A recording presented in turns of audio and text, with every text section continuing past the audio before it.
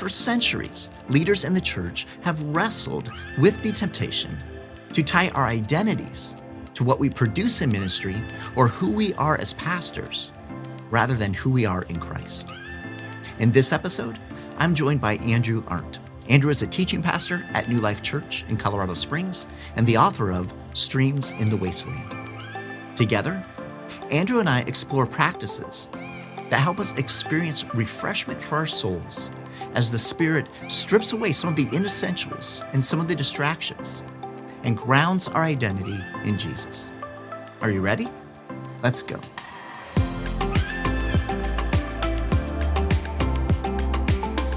Hello, friends, and welcome to another insightful episode of FrontStage BackStage. I'm your host, Jason Daye, and it is my privilege every single week to sit down with a trusted ministry leader and to really dive into a topic to help ministry leaders just like you embrace a sustainable, healthy rhythm for both life and ministry. And we not only provide a conversation every single week, but our team goes the extra step and creates an actual toolkit that accompanies every single one of these conversations.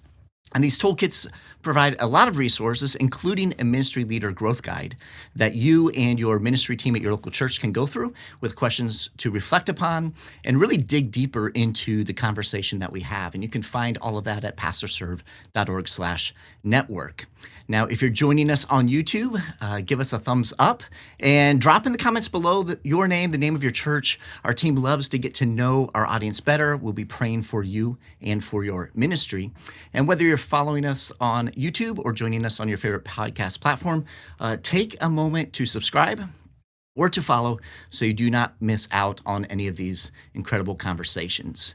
And I did say that I'm very excited about today's conversation, and I would like to welcome Andrew Arndt to the show. So Andrew, welcome. Hey, good to be with you, Jason. Thanks for having me. Yeah, brother, super excited for what we're going to dive into.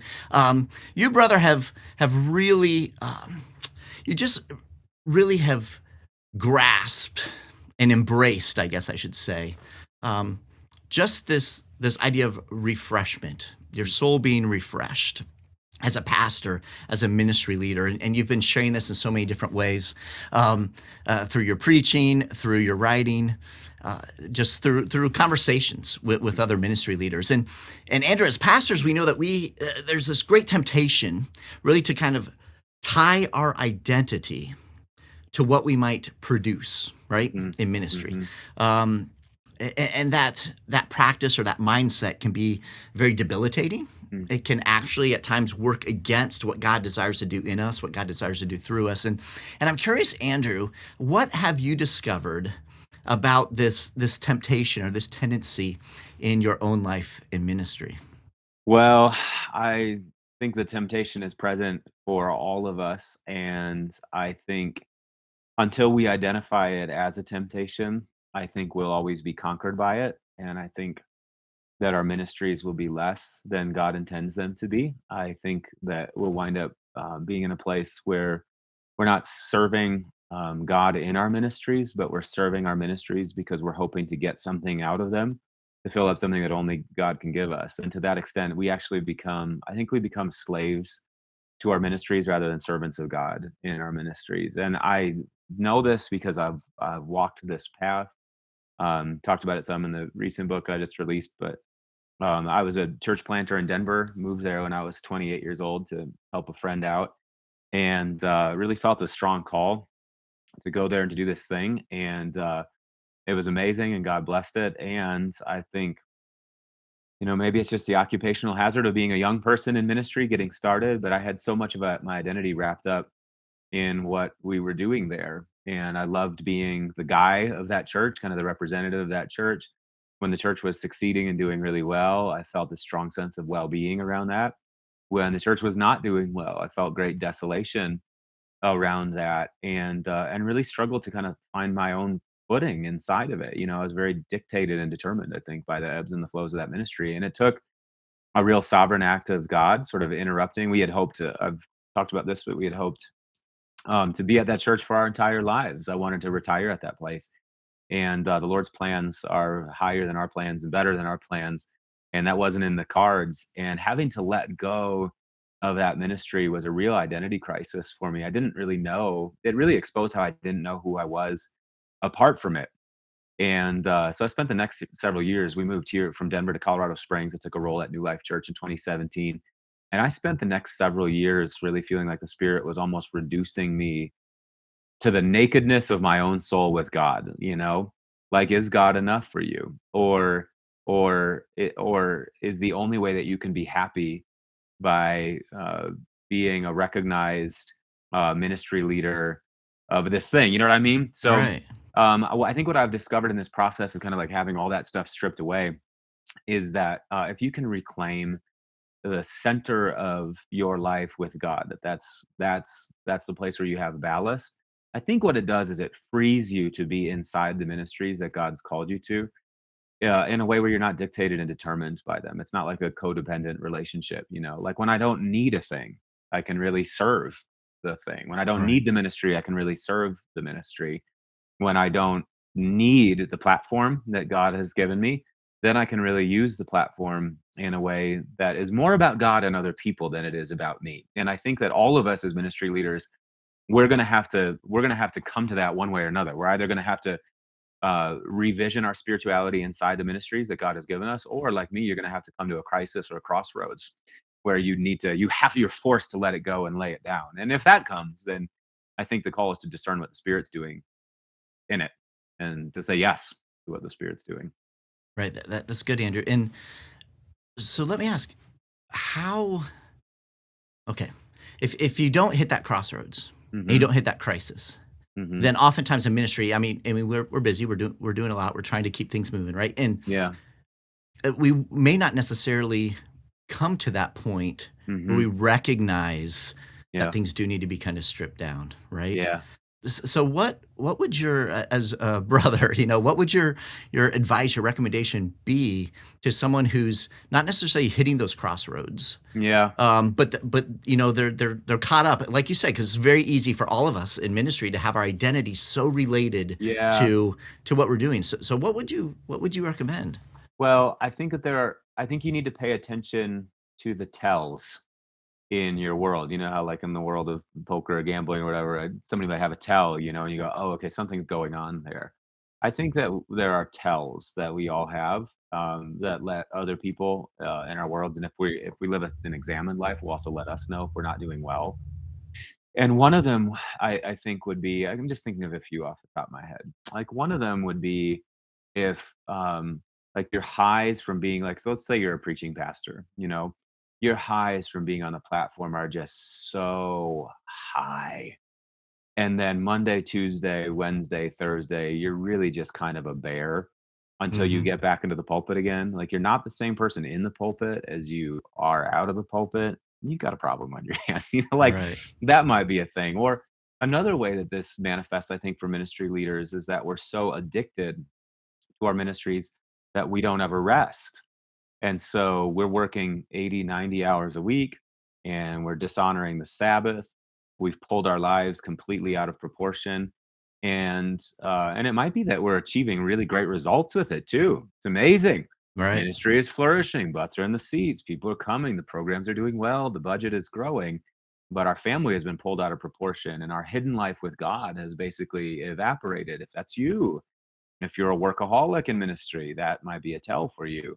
Another tell might be, and this was actually, I think, when I think about my early years of ministry, this was one for me, was that sometimes I could become so fearful of the church not doing well, or fearful of the church slipping away, that I actually, some people react differently to pressure like that. So some folks will get more aggressive and they'll push in, and try to just make sure that it goes their way. um, Others will retreat inside themselves, and they'll have a tendency to become rigid and fearful, and that was me. I often became rigid and fearful, and I had a difficult time opening up to people. I was mistrustful of people, and so there are tells. Okay, so then what do you do? That's your question. What do you do? I think that you need to take those tells to the Lord, and I think you need to get some discernment going. I think that you need to take those tells to the closest people that you have in your world and get some discernment going. And if you don't have this, I'd highly recommend it. I think you need to take those tells to somebody like a spiritual director, somebody who's got gifts of discernment and wisdom, and who isn't doesn't have like a dog in the fight of how you're doing in your church, that Right. can speak to you and give you really bold advice. And then when you've got that advice and you've got the discernment around you, now you need to obey. You need to start taking steps forward and seeing that process through to completion. So I do think that you don't need to have a crossroads forced upon you where you're sort of taken out of your context. I do think that we can reinvent ourselves in our context. Although I'll just say this, it's harder to do it Mm, because every social system that we're a part of tends towards a status quo. It right. tends towards a kind of homeostasis. So if you start changing, what's going to happen is you'll disturb the equilibrium of the system, and you can bet that there will be sabotage from the system that will try to fix you back in it. So at that point, you'll need to press in through the sabotage, and if you can, you'll transform in it. But I think we got to pay attention to our tells. Yeah, that's good. And that's super helpful. Now, one of the things, and you kind of brought this up, one of the things that you talk about in Streams in the Wasteland is you talk a lot about community. Yeah, And as I was reading through that, just kind of processing back on my lives in pastoral ministry and colleagues, friends, brothers, sisters, who are serving. Oftentimes, as pastors, we love the idea of community, yeah, but we often approach it from the perspective of it's part of our role to help foster or create right, community, right? yeah, It's something we're kind of doing as opposed to something we're being or living. yeah. So I know that community is such a key component of this kind of refreshment. So talk to us a little bit about how we can begin to reframe how we look at community. Yeah, I think I'll just say that I think if we're a pastor or a ministry leader, community is really challenging for us. And precisely for the reason that I mentioned before, and that is that the people that are in front of us that we could have a relationship with, they also have they have a stake in that relationship. They have a stake in our performance in the community, and we also have a role of spiritual authority with them. So it makes it challenging. The other thing that makes it challenging, I think, is that when we talk about community, sometimes what we think is community equals perfectly honest, perfectly vulnerable relationships. And if it's not that, then it's completely fraudulent. It's not community at all. And I think that is not true either. And what I think is especially challenging for pastors is understanding the kinds of relationships that we need to have that will make our lives whole and sound. So you need to have some relationships in your little community, your little world that are that kind of like perfectly honest, perfectly authentic, vulnerable relationships. So when I think about my own life, right? I have my wife of 22 years, and that is one of those relationships. And she's a member of our congregation, yes, but she's my wife, first of all, and that meets a need for me. That fills a role for me. I have several really good friends here at New Life Church that are part of my close circle that they know my soul inside and out, and I talk to them. I have my work colleagues on my staff, and I am as open and honest and vulnerable with them as I can be. But now, the moment I've sort of moved beyond my wife and my closest friends, now I've got to start thinking about there are different kinds of rules in those relationships. And there are some kinds of conversations that I can't have with my team because they're my team and they hold what they hold in our community. So if I don't have a good relationship with my wife or those close friends, or I've got a spiritual director, like I've talked about, I'm going to wind up having the wrong kinds of conversations with those members of my team. And it's actually going to skew the way that those relationships need to be. That doesn't mean that those relationships with the team aren't community. It's just a different kind of community. Same thing with the congregation, you know, like my relationships with the members of my congregation are authentic relationships. They're not fully disclosing relationships. There are Mhm. some things that are for certain eyes only and for certain ears only. But because I have those places, where I can have those conversations, I can be in relationship with the members of my congregation in a way where I'm not depending upon them to meet some need that somebody else ought to be needing in my life. So I think we need to be more discerning about the kinds of relationships that we have, the kinds of relationships that keep us healthy. And then we need to lean into those. That keeps the ecosystem, I think, fresh in our lives. Yeah, I love that, and I love the just kind of the freedom, Yeah. to not set the bar too high on every type of community, like Yeah. you said, and be like, no, that's not really community because of Right. this or that. But to understand that there are different, as you mentioned, different types of community, and one of the things that I think is important distinction. I'm glad that you share this is. Um, you're not saying that there are things we should hide from everyone else. Right. Right? Because that's where I think that's where we could get in trouble, right? If there's Mhm. anything that we're hiding and unwilling to share with our spouse or Yeah. that close inner circle or our Right. spiritual director, our coach, whomever that Yeah. person might be, then Yeah. that is definitely a red flag. Yeah. But the idea that um, that there are some things, there are levels to this Yeah. community, right? And we shouldn't feel badly Yeah. about that because that's part of the construct of community. Yeah, and knowing that there are different kinds of relationships that support us actually help us shape expectations in those relationships. So, Yeah. my relationship, like a person's relationship, for instance, with their coach or their spiritual director, because that occupies a certain place in your life, then you can put the right kinds of expectations on it. Like we have these certain kinds of conversations, but I'm not going to be mad if I don't get a text message from you congratulating me because my favorite team just won the Super Bowl. I don't need that. Right, right. You know what I mean? So it allows us to have the right kinds of relationships again and the right kinds of conversations with people. And it allows us to set the expectations. And I do see pastors, I think that this is probably um, more of an issue with younger pastors, but I do see pastors mess this up again, like in the name of community, they'll wind up being fully disclosing to their congregation about some crisis that they're in the midst of, or some conflict in their family that they're in the midst of, or some trauma that they experience that they haven't had healing around. And I know that it comes from a good heart when they do that. They're just wanting to like model vulnerability. But I think that's a kind of sloppy vulnerability that just winds up hurting people. Because what it does is that it puts the congregation in a position that they can't possibly, like, they can't rise up to the expectation. Like, you've actually made them your therapist at that point and they're not positioned to help you. So if Right. they're not in a position to help you about it, don't say it to them. Like be vulnerable with them about that thing after you've worked through a process where it's come to a kind of conclusion where you can share it in a meaningful way that will actually help them. And what guides all of this, is the law of love. What actually is the most helpful thing for the person that's in front of me, and also God loves me and wants me to flourish, so what does God need from me in terms of these different kinds of relationships? So yeah, no, it's not about being dishonest, it's just about knowing what belongs where and how we function best, what it takes to Yeah. thrive. Yeah. That's so helpful. That's so helpful, brother. One of the things you talked about in your own experience was this kind of the stripping away, Yeah. right? And over the last several years in evangelicalism, there's been a lot of conversation about, and a lot of different words have been used, but one of the main words that's used is deconstruction, right? Yeah. So this idea of deconstructing our faith, and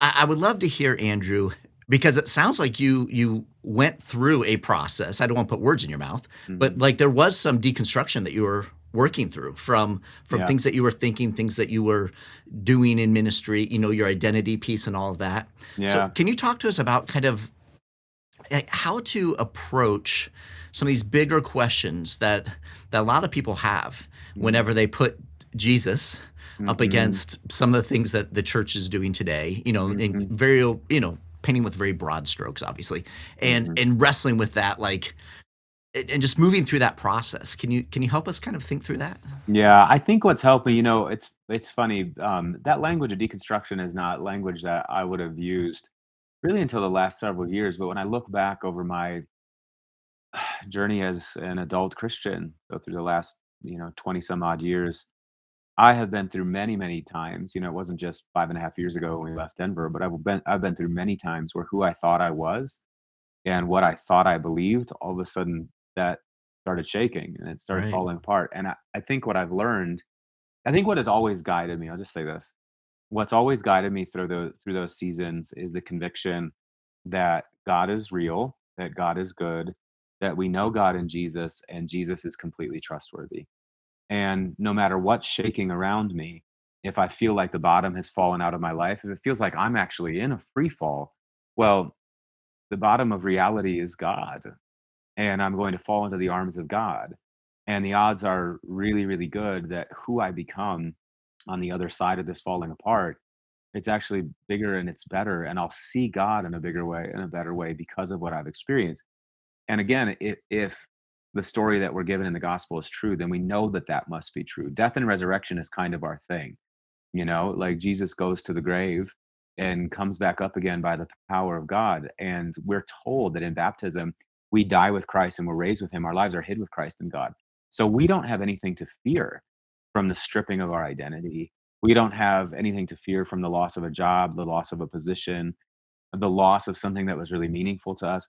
I don't even think that we have anything to fear from the shaking of how we've come to understand Christianity. And I have said this so many times over the years, but sometimes I think what happens to us is that we go through kind of let's call it a Christian deconstruction process. And what we think is, oh my gosh, I'm losing my faith. And I've often said to people, the odds are really good that you're not losing your faith. What you're losing is your confidence in the form of the faith that was given to you. And that form is just not serving. It's run its course. Like it worked for you when you were 18. It worked for you when you were 27. It's not working for you anymore. God is calling you to a bigger and a better understanding of him. But you're not going to get there unless your one understanding dies what will probably be a pretty painful death. And if you're willing to go there with God, I promise you, you'll see him in a new way. So I think that we need to approach all the strippings of our lives, even the deconstructions of our lives, with a confidence that God is on the other, not just on the other side of it, but God's in the midst of it. Mm. And he's making a new creation out of us. And I think as pastors and church leaders, when we're watching people go through that stuff, I think what we need to say to them, like too many Christian leaders, I'll just say that, they wring their hands like, oh my gosh, no, this can't be happening to you. And they try to forestall the process. And I think trying to arrest that process is the absolute worst thing that we can do. What we ought to do is say, man, God is he's at work in you. They're willing to Right. act according to his good purpose and his pleasure. Right. And we're with you.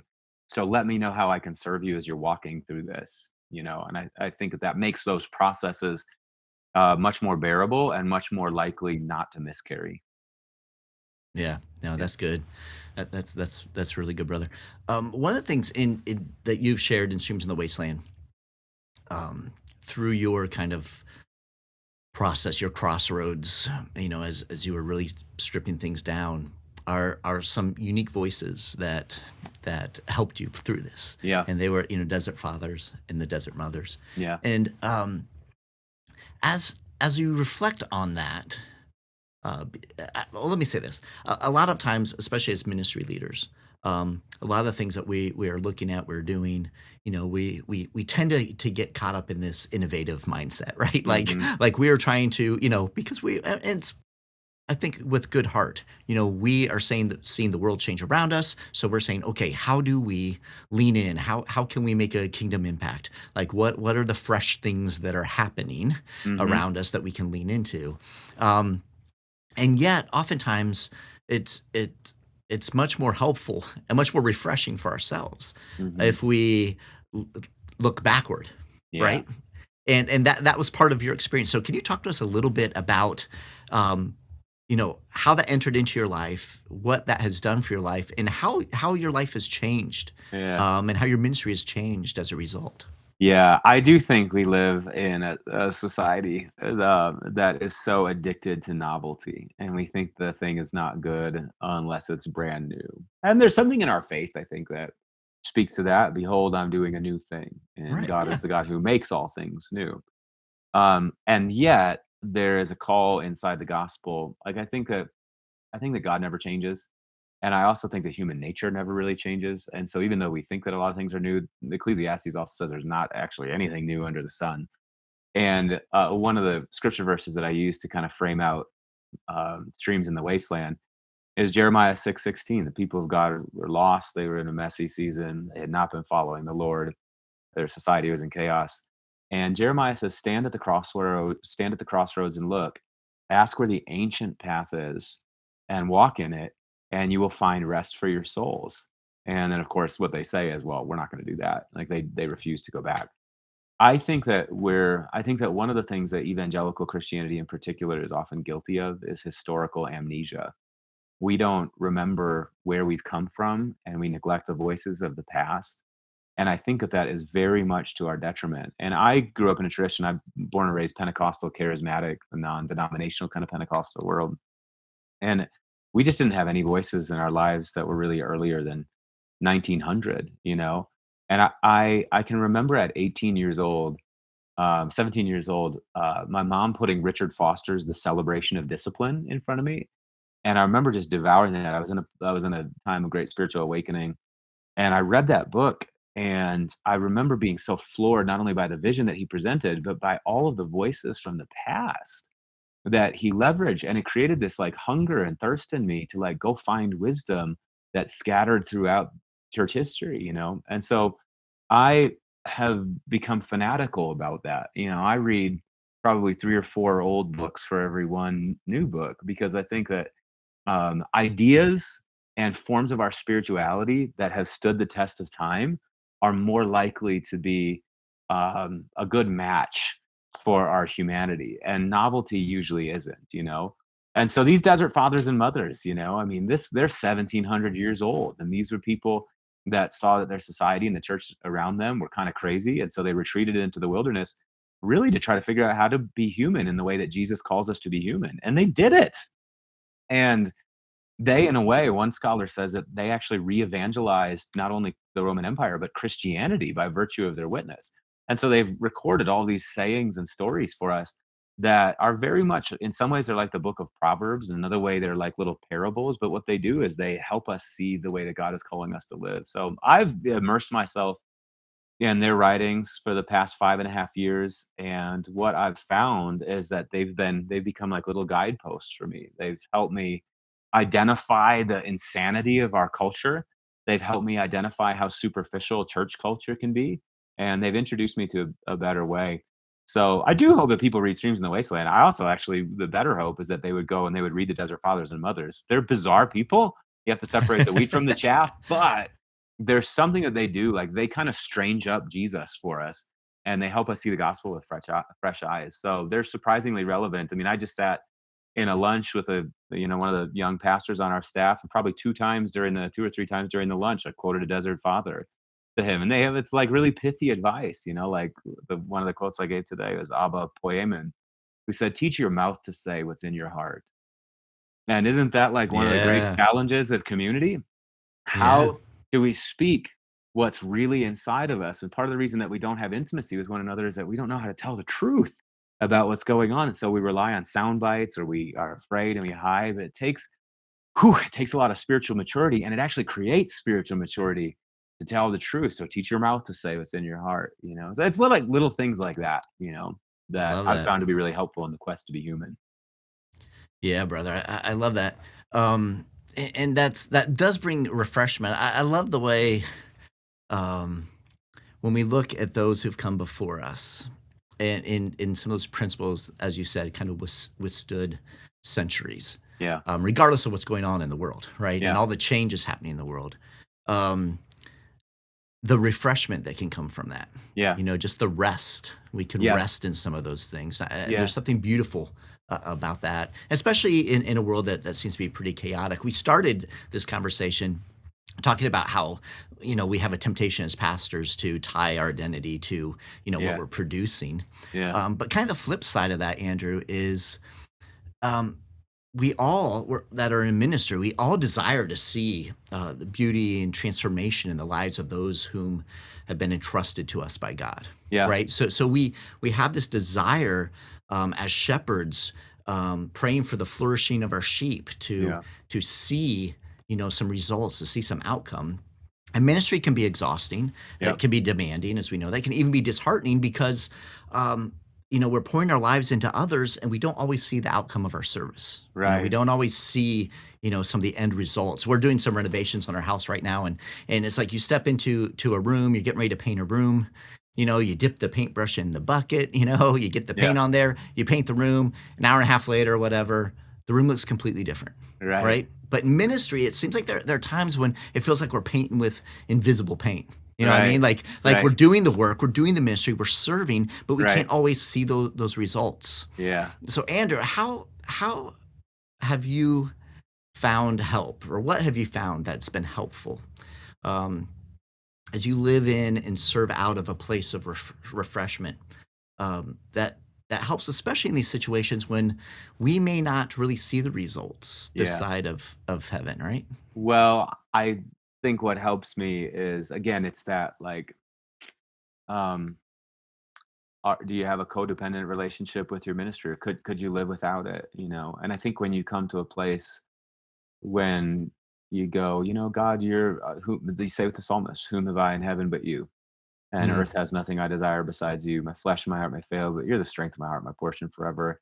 That frees you to endure the ebbs and the flows of ministry. Or when you've really come to a place when you've put the need to have a growing ministry to rest. I mean, I've told people that after our departure from Denver, being here in the Springs, I think I knew that God's process in me, that specific process that He had me. I mean, I just felt so dead. It really felt like I was being laid in the grave.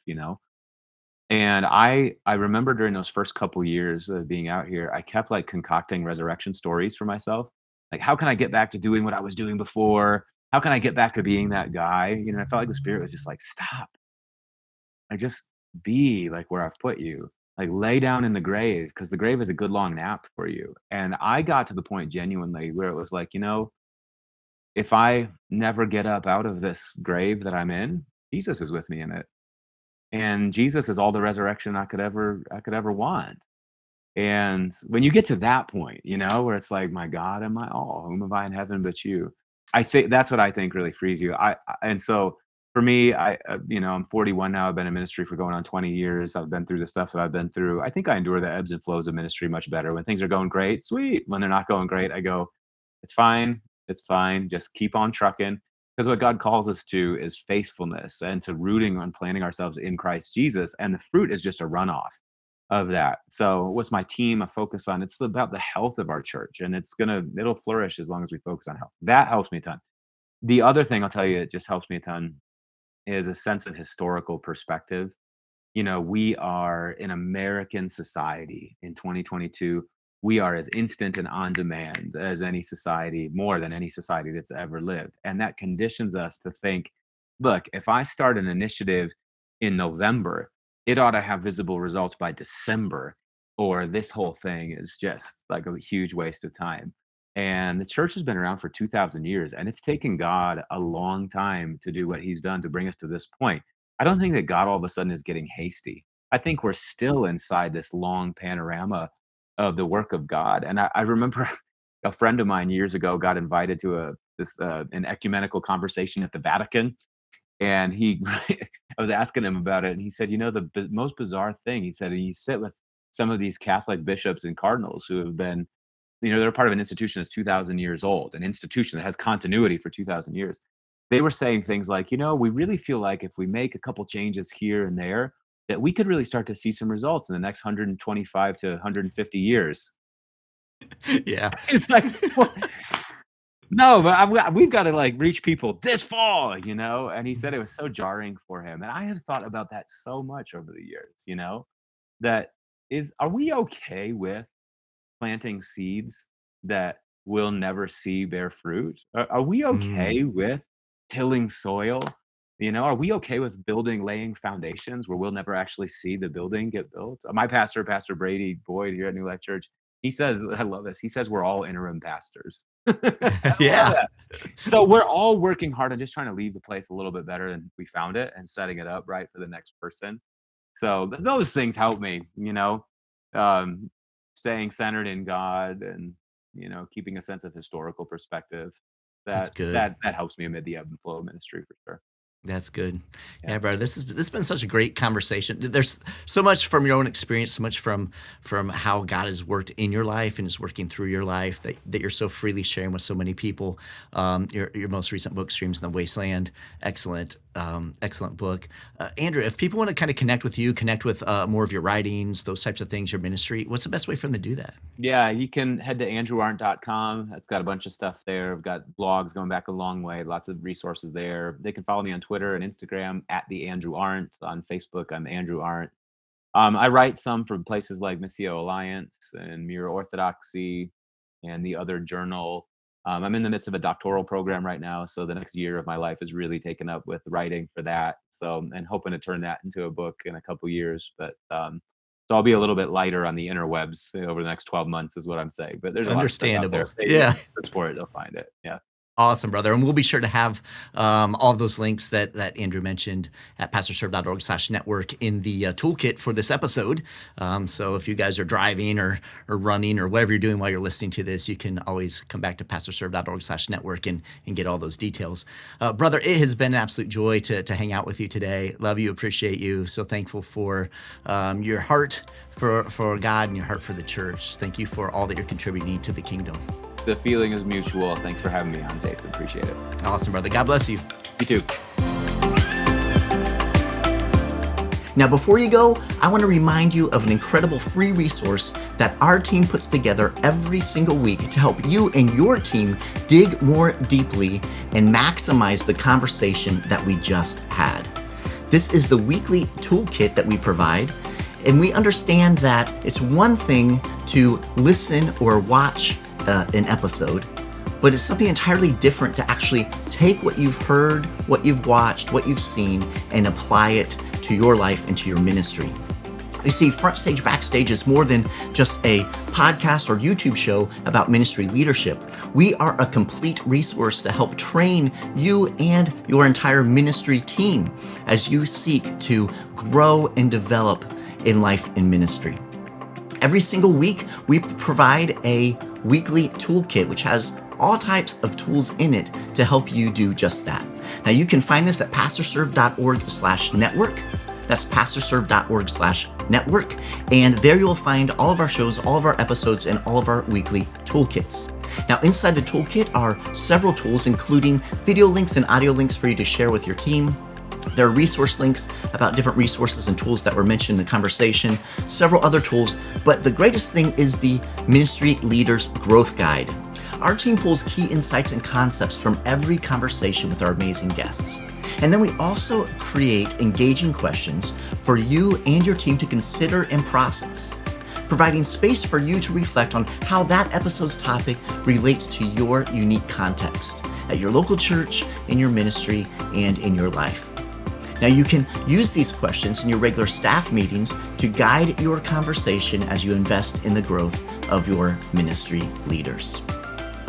You can find the weekly toolkit at pastorserve.org/network. We encourage you to check out that free resource. Until next time, I'm Jason Daye, encouraging you to love well, live well, and lead well. God bless.